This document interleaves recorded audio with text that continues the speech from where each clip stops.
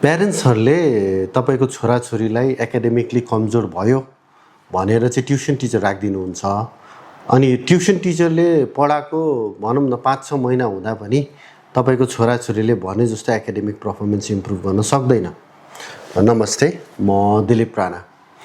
मैले धेरै प्यारेन्ट्सहरू भेट्छु, उहाँहरूले आउनुहुन्छ, सर मेरो छोराछोरी चाहिँ एकदमै कमजोर भयो एकाडेमिक्समा, यसलाई के गर्नु पर्यो, मैले त ट्युसन टिचर राखेको चाहिँ यति महिना भइसक्यो तर भने जस्तो रिजल्ट आउँदैन भन्ने कुराहरू चाहिँ उहाँले सेयर गर्नुहुन्छ।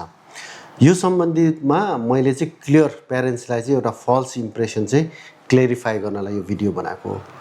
युजली हाम्रो तपाईँको छोराछोरी चाहिँ जो चाहिँ तपाईँको चाहिँ एकाडेमिकली उसलाई चाहिँ अप्ठ्यारो परिरहेको छ, उसले भने जस्तो इम्प्रुभमेन्ट गर्न सक्दैन, तपाईँसँग समय छैन, त्यो कारणले गर्दाखेरि तपाईँले चाहिँ एउटा ट्युसन टिचर समात्नुहुन्छ र उहाँलाई चाहिँ ट्युसन टिचरको रूपमा चाहिँ उहाँलाई चाहिँ तपाईँको छोराछोरीलाई हेर्ने जिम्मेवारी दिनुहुन्छ।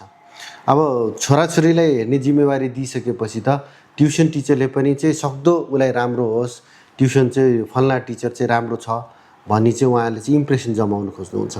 त्यो पनि नराम्रो चाहिँ होइन। कहाँनिर चाहिँ तपाईँको गल्ती हुन्छ भन्दाखेरि त्यो प्रोसेस र तरिकामा। युजली हामीले ट्युसन टिचर राखिसकेपछि 1 घन्टा होस् चाहे 1.5 घन्टा होस् तपाईँले राखिदिनुहुन्छ। अनि उहाँ ट्युसन टिचरले चाहिँ तपाईँको छोराछोरीलाई के सिकाउँछ भन्दाखेरि होमवर्क सिकाउँछ के। सो स्कुलबाट आएको जति पनि होमवर्क छ, होम असाइनमेन्टहरू छ, ट्युसन टिचर बसेछ अनि त्यसपछि आएर तपाईँको छोराछोरी बस्नुहुन्छ अनि त्यसपछि भट्टाभट होमवर्क गर्छ। यसले सजिलो हुन्छ छोराछोरीलाई, किन भन्दाखेरि उसको पर्फर्मेन्स होमवर्कमा चाहिँ अप टु डेट हुन्छ। यसको फल्स इम्प्रेसन स्कुलमा के पर्छ, अब छोराछोरी चाहिँ तपाईँको हाम्रो स्टुडेन्ट एकदमै राम्रो पढ्न थाल्यो भन्ने चाहिँ तपाईँको अनुभूति हुन्छ। त्यहाँनिर गल्ती छ। किन भन्दाखेरि टिचरले घरमा चाहिँ होम ट्युसनमा चाहिँ खालि होमवर्क गराउन सिकाउने, होमवर्क गर्न सिकाउने मात्रै भयो, त्यो 1 घन्टा 1.5 घन्टा स्टुडेन्टले सिक्दैन।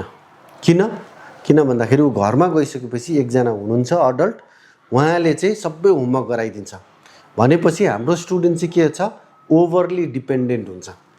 ऊ इन्डिभिजुअल भएर इन्डिपेन्डेन्टली काम गर्न सक्दैन। उसलाई कोही न कोही इन्डिभिजुअल चाहिन्छ जसले चाहिँ स्पुन फिड गर्नु पर्यो। यही कारणले गर्दाखेरि चाहिँ बच्चाको एकाडेमिक्स इम्प्रुभ हुँदैन, किन उसले सिक्ने पर्ने कुरा सिकेको छैन, खालि गर्ने पर्ने कुरा मात्रै गरिरहेको छ। सो प्याचवर्क भन्छौँ नि, हेर्दाखेरि एकदमै राम्रो तर त्यसको चाहिँ महत्त्व चाहिँ केही पनि छैन।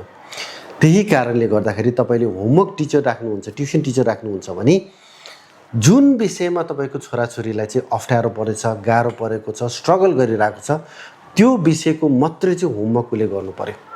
भन्नाले त्यो विषयमा मात्रै उसले चाहिँ जुन ठाउँबाट चाहिँ उसले चाहिँ उसको लेभल छ त्यो लेभलबाट चाहिँ उसले इम्प्रुभमेन्ट गर्नुपर्ने हुन्छ।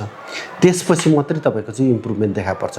होमवर्क र होम असाइनमेन्ट भनेको तपाईँको छोराछोरीको उसको आफ्नो काम हो, स्कुलले दिएर पठाएको गृहकारी काम उसले नै गर्नुपर्ने हुन्छ। उसले चाहे सक्छ चाहे सक्दैन भने पनि नो प्रब्लम, स्कुलमा गएर उसले भन्न सक्नु पर्यो कि मैले यो काम गर्न सकेन भनेर। यसरी जब प्र्याक्टिसमा हामी लिएर आउँछौँ बल्ल तपाईँको इम्प्रुभमेन्ट देख्न सकिन्छ ट्युसन टिचरबाट। होइन भने तपाईँको बच्चा झनै डिपेन्डेन्ट हुन्छ, ट्युसन टिचर बिना केही पनि गर्न नसक्ने र स्कुलमा हेर्दाखेरि पर्फर्मेन्स सबै राम्रो, घरको होमवर्कहरू सबै राम्रो, इक्जाममा त्यसको रिजल्ट कहिले पनि देखिँदैन। यसमा चाहिँ ख्याल गरिदिनु होला। I hope this is a good advice for you. नमस्ते।